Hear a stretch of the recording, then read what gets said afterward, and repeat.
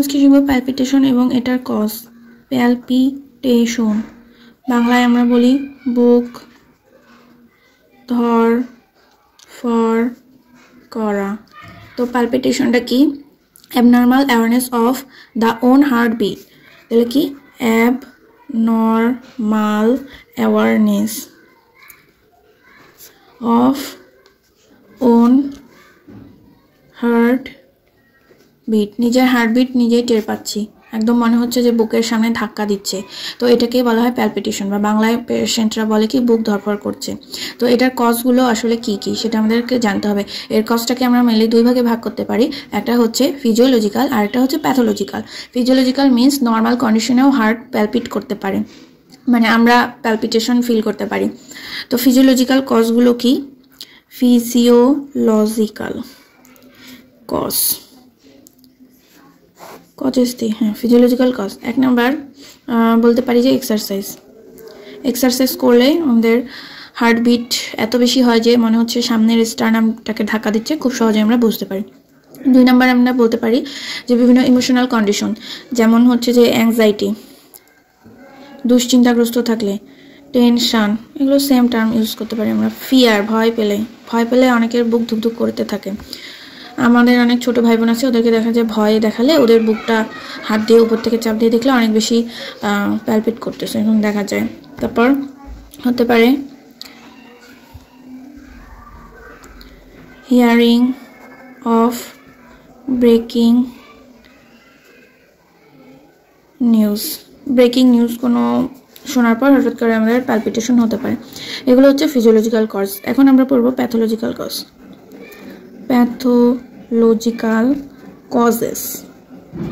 Pathological cause আমরা দুই ভাগে ভাগ করছি, একটা হচ্ছে কার্ডিয়াক, একটা নন কার্ডিয়াক। কারণ যেহেতু প্যালপিটেশন এটা হার্টের সমস্যার কারণে হতে পারে, আর নন কার্ডিয়াক মানে হার্ট বাদে অন্য যে কোনো সমস্যার কারণে হতে পারে। তো কার্ডিয়াক কজগুলো কি? মানে এখানে হচ্ছে যেহেতু প্যালপিটেশন, মানে এখানে বুঝতে হবে যে হার্ট রেটটা অনেক বেড়ে যাবে, ফার্স্টটা হার্টবিট হবে। তো যে কারণে হার্ট রেট বেড়ে যাবে সেই কারণেই আমাদের প্যালপিটেশন হবে। তো প্যাথোলজিক্যাল কজেসের প্রথমেই আমরা লিখব কার্ডিয়াক কজেসের মধ্যে কি? এক নম্বরে দিতে পারি প্রিম্যাচুর অ্যাট্রিয়াল কন্ট্রাকশন, সংক্ষেপে পিএসএ প্যাক। তার মানে কি? Premature atrial contraction. তার মানে অ্যাট্রিয়া চারটা, আমাদের চারটা যে চেম্বার আছে, দুইটা অ্যাট্রিয়া দুইটা ভেন্ট্রিকল, প্রত্যেকটাই তো সিস্টোল এবং ডায়াস্টোল করে। তো অ্যাট্রিয়াগুলো হচ্ছে প্রিম্যাচুর কন্ট্রাকশন করে, মানে যখন তাদের কন্ট্রাকশন করার কথা তার আগে ওরা কন্ট্রাকশন করা শুরু করে। তো এটার কারণে প্যালপিটেশন ফিল হতে পারে। নাম্বার 2, ঠিক যেমন অ্যাট্রিয়া আগে কন্ট্রাক্ট করছে ঠিক তেমনি ভেন্ট্রিকল। তো আমরা লিখতে পারি PVC, that means premature ventricular contraction. তার মানে ভেন্ট্রিকুলার যখন কন্ট্রাক্ট করার কথা তার আগে কন্ট্রাক্ট করছে। এরপর নাম্বার 3 দিতে পারি আমরা supra ventricular tachycardia. Supra ventricular tachycardia, that means fast heart rhythm arises from the upper heart. Number 4, atrial fibrillation and flutter. Atrial fibrillation and flutter. Fibrillation মানে fast এবং irregular beat in atria, and flutter means fast but regular beat in atria. Number 5, ventricular tachycardia and fibrillation. Ventricular tachycardia and fibrillation, এটা ওই একই কথা। Ventricular ট্র্যাকিকার্ডিয়া মানে এখানে rapidly bit করবে ভেন্ট্রিকলটা। এর ফলে কি হবে? ভেন্ট্রিকলটা ফুল হতে পারবে না, মানে ব্লাড ফুল হওয়ার আগে সে কন্ট্রাক্ট করবে, এর কারণে বডি সঠিক পরিমাণে ব্লাড সাপ্লাই পাবে না। আর fibrillation means irregular rapid beat in the ventricle. তাহলে কি? ভেন্ট্রিকুলার ট্র্যাকিকার্ডিয়া, ফিব্রিলেশন, এই সকল কারণে, এগুলো কার্ডিয়াক কজের কারণে প্যালপিটেশন হয়। নেক্সট আমরা চলে আসি what are the non cardiac causes that causes palpitation. তো আমরা বি নাম্বারে লিখতেছি নন কার্ডিয়াক কজ।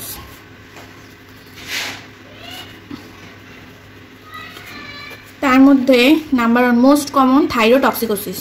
আমরা জানি হাইপারথাইরয়েডিজমে কি হয়? প্যালপিটেশন ফিল হয়। কারণ কি হাইপারথাইরয়েডিজমে থাইরয়েড হরমোনের পরিমাণটা অনেক বেড়ে যায় এবং ওটা হচ্ছে এমন একটা হরমোন যেটা বডির সব মেটাবলিজমকে হচ্ছে ইনক্রিজ করে। তো বডিতে ব্লাড সাপ্লাই নিড যেটা সেটা হচ্ছে বেড়ে যায়, এর ফলে হার্ট সেই নিডটা পূরণ করার জন্য বেশি বেশি বিট করে। তো নাম্বার 1 যেটা মোস্ট কমন কজ সেটা হচ্ছে হবে থাইরোটক্সিকোসিস। এই জন্য কিন্তু দেখবেন অনেক সময় হচ্ছে যে হাইপারথাইরয়েডিজমের পেশেন্টকে যে বিটা ব্লকার প্রোপানোলোল এসব দেওয়া হয় ওই প্যালপিটেশনটা প্রিভেন্ট করার জন্য। তো নাম্বার 2 চলে আসি সিভিয়ার অ্যানিমিয়া। সিভিয়ার অ্যানিমিয়াতে কেন প্যালপিটেশন হবে বোঝাই যাচ্ছে। সিভিয়ার অ্যানিমিয়া মানে অ্যানিমিয়া হলে হচ্ছে কি হবে, আমাদের বডির হচ্ছে যে অক্সিজেন সাপ্লাইটা কমে যাবে। কারণ অ্যানিমিয়া হতে পারে সেখানে হচ্ছে হিমোগ্লোবিন কম বা আরবিসি কম বা ট্রান্সপোর্টের প্রবলেম, অথবা হিমোগ্লোবিনটাকে টিস্যু ইউটিলাইজ করতে পারছে না। যে কোনো সিভিয়ার অ্যানিমিয়া মেনলি কখন হয়, severe blood loss during injury, তখন কি হয় বডির হচ্ছে অক্সিজেন ডিমান্ডটা পূরণ হয় না, সেটা করার জন্য হার্ট অনেক বেশি বিট করা শুরু করে, তখনই হচ্ছে প্যালপিটেশন হতে পারে। নাম্বার 3 ফিভারের প্যালপিটেশন হয় কারণ হচ্ছে ফিভারে যখন বডিতে টেম্পারেচার ইনক্রিজ করে তখন কিন্তু হার্টবিট বেড়ে যায়। তো আমরা কিন্তু জানি যে 1 ডিগ্রি সেলসিয়াস টেম্পারেচার ইনক্রিজ হওয়ার কারণে 10 বিটস পার মিনিট বেড়ে যায়। 1 ডিগ্রি সেলসিয়াস টেম্পারেচার ইনক্রিজ করার কারণে হার্ট রেট 10 বিট বেড়ে যায়। ঠিক আছে, এই জন্য ফিভার একটা কজ যে হচ্ছে নন কার্ডিয়াক কজ প্যালপিটেশন হওয়ার। নাম্বার 4 আমরা বিভিন্ন ড্রাগসের কথা বলতে পারি, যে সকল ড্রাগস খেলে প্যালপিটেশন হতে পারে। সেই ড্রাগসগুলো কি কি আছে? 1 নম্বর আমরা বলতে পারি যে হার্ট রেট যেটা ইনক্রিজ করে কোন রিসেপ্টরের মাধ্যমে, বিটা 2। হার্টে কি আছে? বিটা 2 আছে না হার্টে, বিটা 2। তো হচ্ছে বিটা 2 অ্যাগনিস্ট যদি আমরা দেই, যেমন হচ্ছে যে সালবুটামল যেটা, ওটা বিটা 2 অ্যাগনিস্ট, হার্টে হবে না, এটা আসলে একটা ব্রঙ্কো ডাইলেটর। ঠিক আছে, ব্রঙ্কো ডাইলেটর করে হচ্ছে অ্যাজমাতে ব্যবহার করে সালবুটামল। ব্রঙ্কো ডাইলেটরটা হার্ট এবং হচ্ছে যে স্কেলেটাল মাসেলের ব্লাড ভেসেলগুলোকে ডাইলেট করে, ব্লাড প্রেশার কিন্তু কমিয়ে দেয়। তো আসলে ওই ব্লাড প্রেশারটাকে কম্পেনসেট করার জন্য তখন হার্ট হচ্ছে বেশি বেশি পাম্প করা শুরু করে, ব্লাড প্রেশার যে কমে গেছে এটা কম্পেনসেট করার জন্য। ওটা আসলে বিটা 2 রিসেপ্টর হবে। হার্টে তো বিটা 1 থাকে, বিটা 2 হবে না, হার্টে বিটা 1 হবে। তো হচ্ছে যে সালবিউটামল, এটা তাহলে আমাদের কি করতে পারে? প্যালপিটেশন করতে পারে। তারপরে কি নেক্সট হচ্ছে আমরা বলতে পারি থিওফাইলিন।